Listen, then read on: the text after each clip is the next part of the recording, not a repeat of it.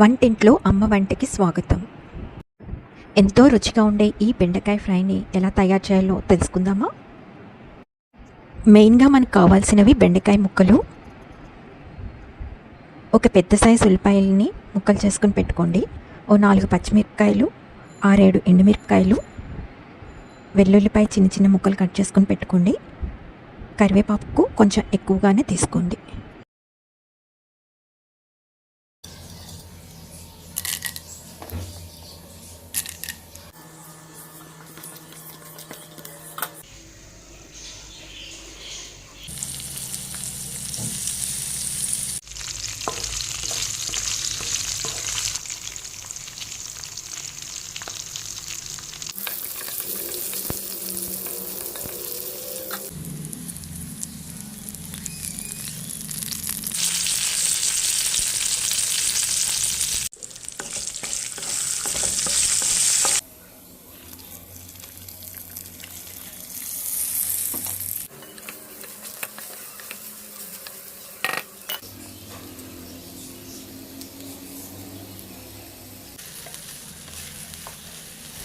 బెండకాయలో జిగురు పోయేంత వరకు మూత పెట్టకండి.